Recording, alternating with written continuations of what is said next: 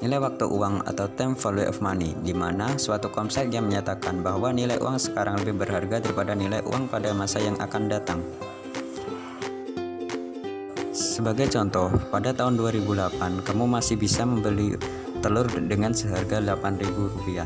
Namun, pada tahun 2021, kamu bisa membeli telur seharga 1 kg dengan uang Rp20.000. Perbedaan harga pada tahun yang berbeda inilah yang disebut dengan nilai waktu uang. Sebelum lanjut, perkenalkan saya Ardijansyah Elvanul Karim dengan NIM 21050461108. Nilai waktu uang terdiri dari future value, present value, anuitas, dan perpetuitas.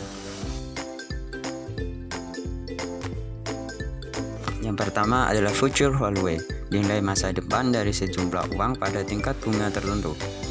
Untuk lebih jelasnya, kita pergi ke contoh soal. Pak Edi menginvestasikan uang 1.000 selama 4 tahun dengan tingkat bunga 10%. Berapa jumlah uang Pak Edi pada tahun keempat?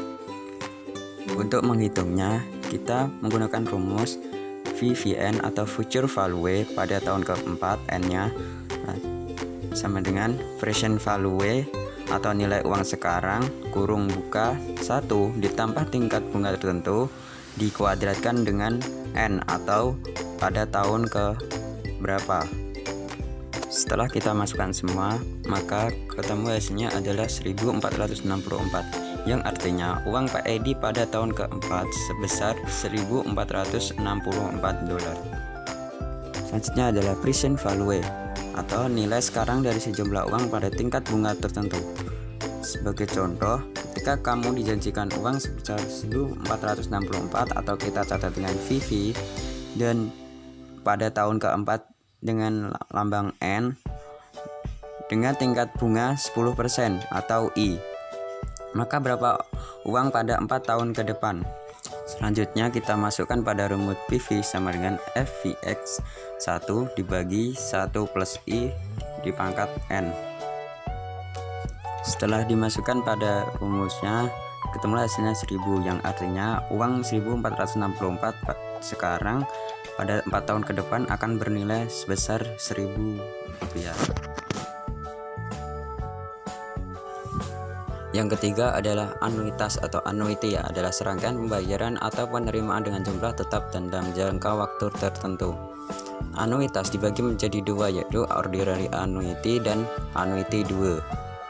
Ordinary annuity adalah pembayaran atau penerimaan terjadi pada akhir periode, sedangkan annuity 2 atau pembayaran atau penerimaan terjadi adalah annuity 2 pada future value. Contoh soal, Mbak Meti menabung rutin setiap awal tahun sebesar 1.000 selama 4 tahun dengan bunga 10%. Berapa uang Mbak Meti setelah 4 tahun? Maka kita masukkan dengan rumus FVX sama dengan PVX kurung buka 1 ditambah I atau tingkat bunga dikuadratkan 4. Karena pada awal periode, maka suku bunga pada tahun pertama sudah terhitung. Setelah dimasukkan, ketemulah totalnya yaitu 5.105, yang artinya tabungan Mbak Meti pada tahun keempat menjadi 5.105 jika menabung 1.000 setiap awal periode selama 4 tahun. Yang kedua adalah annuity 2 di present value. Dicontohkan, Mbak Meti akan menerima uang sebesar 1.000 setiap awal tahun selama 4 tahun. Berapa nilai sekarang dari aliran kas tersebut jika tingkat bunga dihabiskan 10%? Maka dapat kita hitung dengan rumus present value, yaitu FX dibagi 1 ditambah I dipangkatkan tahun keberapa. Maka dapat kita simpulkan bahwa setiap tahun uang yang diterima akan mengulangi pengurangan, dikarenakan sesuai dengan konsep nilai waktu uang, yaitu nilai uang pada masa sekarang akan lebih berharga daripada nilai pada masa yang akan datang. Sedangkan pada ordinary 2 itu dimulainya dari tahun pertama langsung, dikarenakan dia bisa merasakan hasil bunganya pada tahun berikutnya. Sedangkan untuk annuity dimulai dari tahun ke 0, dikarenakan pada tahun itu juga dia sudah bisa merasakan hasil bunga yang dia tabung. Yang keempat adalah perpetuitas, serangkaian pembayaran atau penerimaan dengan jumlah tetap dalam jangka waktu selamanya.